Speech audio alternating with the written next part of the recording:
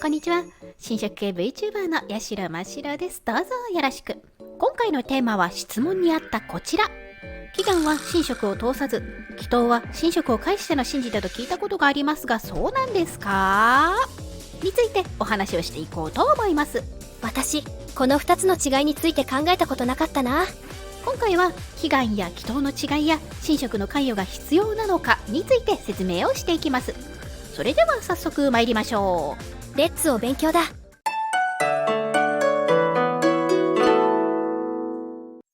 祈願と祈祷の違いについてですが、解説の前にまずネット上ではどんな説がヒットするのか検索をしてみました。 Google 検索や YouTube で出てくる説は何と解説しているのか。結果は出てきたのは大きく分けて2つ。1つ目は質問にありました祈願は神職が関わらない祈り、祈祷は神職が関わる祈りという説。つまり神職が関与しているか否かですね。ふむふむ。2つ目は祈願は目的達成のために祈ること、祈祷は過去が得られるように声に出して祈ること。他にも細々と出てきたんですけれども、大体はこの2つです。へえ、バラバラだね。どっちも初めて聞いた。私も初めて聞きました。そうなの？初めて聞きました。ただそれだけだと私の勉強不足の可能性も否めないので、知り合いの神職さんたちにも聞いてみたんですよ。このネット上で書かれていることを聞いたことありますかって。そしたら皆さんもご存知なかったようで、そのうちの一人が協力してくださいまして、また別の神職さんにも聞いてくださり、だいたい30人ほどの神職さんに確認が取れたんですけれども、皆さんここに書いてるような認識はないようですよ。ご協力くださった皆様、他の神職さんにも尋ねてくださった神職さん、誠にありがとうございます。じゃあこの説は一体誰が言い出したんだろう。さあ、説の根拠が知りたくて調べたんですけれども、どのサイトにも出典を書いてないんですよね。でも神職がこの説に違和感を持つってことは、神職も祈願と祈祷どちらの言葉も使うってこと。祈願という言葉も祈祷という言葉も神職はどちらも使いますよ。神職が関与していても祈願という言葉を使うっていうなら、この説は違うんだね。ネット上でどう言われているか分かったところで、次に祈願と祈祷の違いについて説明いたします。さて、祈願と祈祷、両者は似たような印象を持たれることが多いかと思いますけれども、実は微妙に違うんですよ。神道に関する辞典的な書籍がいくつかございます。そこにまず何と書いてあるか、その書籍たちの祈祷の項目をご紹介いたします。神道辞典。広く神仏に対して利益や加護を求めようとして行う儀礼を言う。祈念、祈願、祈請などともいい。神道大辞典。神明の加護、名誉を恋求めんとする行事、祈上、祈念、祈請、祈願とも書し。神道辞典。神仏を対象に儀礼や呪法を行い、加護、名誉、ご利益を恋求める行事を広く指す。祈上、祈念、祈請、祈願、家事などが同類とあります。まとめると、神仏に対して助力を請う、儀礼を伴う祈りを祈祷といい、祈願もその同類となります。じゃあやっぱり祈願も祈祷も同じ意味ってこと。それがちょっとね、違うんですよね。今度はそれぞれの漢字の意味なども見つつ、神職がどう使い分けているかを見ていきましょう。レッツゴー。祈願とは漢字から読み取れるように、祈り、願うという行為全般を指します。言ってしまえば講義的ですよね。願い事を胸に抱えて個人的に祈ることも祈願と言いますし、拝殿などに上がって神職と一緒に祭礼を行うのも祈願と呼んで差し支えございません。個人であっても神職が行っても、祈り、願う行為全般を祈願と呼びます。一方祈祷ですけれども、さっきもあったように儀礼を伴います。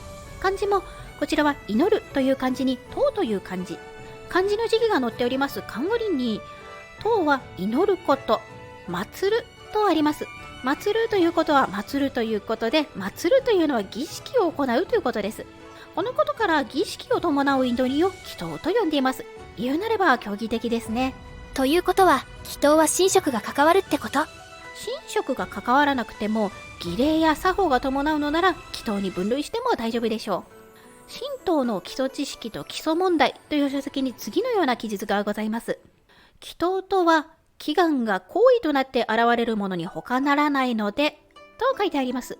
個人でもできる儀礼を伴うものといったら、お百度参りとか千社参りとか百度払いなどは、一般的にも広く知られているのではないでしょうか。まとめますと、祈願とは祈り願う行為全般を指していて、祈祷とはその中でも行動が伴う祈りを指すということです。祈願は祈り全般、祈祷は行動を伴う祈り。行動が伴っているなら神職でなくても祈祷と言えるというのは分かったよ。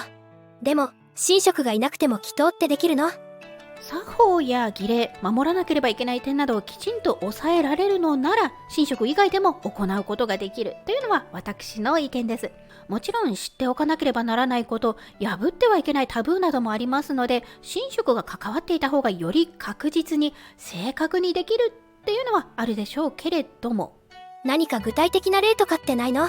地域によっては神職がいなくって総大さんなどが管理している神社とかもあります。そこで例えば七五三などの祈祷を神職の代わりに行っている神社とかもあったりするんですよ。実は今回のテーマを別の神職さんに相談した際に興味深い資料をご紹介いただけました。埼玉県と群馬県のとある県境が決まった逸話でございます。時は1863年、埼玉県児玉郡川上町を代々治めておりました古代恥氏の末裔である高橋家の8代目当主、高橋周兵衛という人がおりました。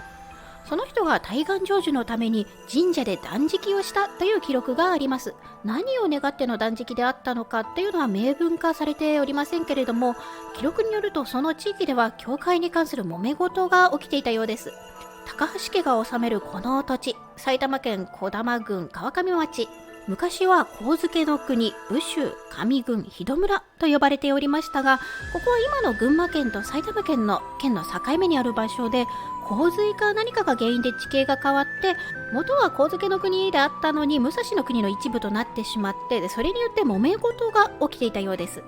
土地に関する揉め事というのは深刻でね、追い出されたり村八部みたいなのは命に関わる問題なんだ。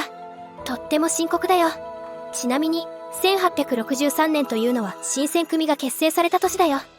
おそらくその揉め事が解決するようにと願っていたのではないかと推察いたします。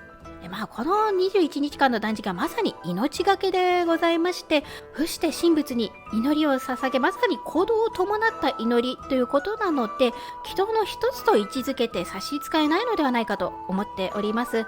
行われた場所は神社であり、途中で僧侶や神職による家事祈祷も行われていたでしょうから、神職僧侶は介入はしておりますけれども、基本的に滝行やこうした断食とかはね、祈願者信仰者が主体となって行われるものでございます。この断食もね、この高橋さんが中心となって行っているので、そういった意味では祈祷は宗教者を介した祈りではなくて、儀式、設備、装置などを使って誰にでも行うことができることだと思っております。面白い興味深い資料について提供していただいて誠にありがとうございました。以上、祈願と祈祷の違いについてでございました。みんなわかったかな？ね、祈願と祈祷について自分はこう聞いたことがあるよとか、そういうのをもしご存知でしたらコメントで教えてください。できればその説の出典があるとすごく助かります。もしもっと神社について知りたいと思ったらぜひチャンネル登録をしてくださいね。次回の動画もぜひお楽しみに。それではね、またね、バイバーイ。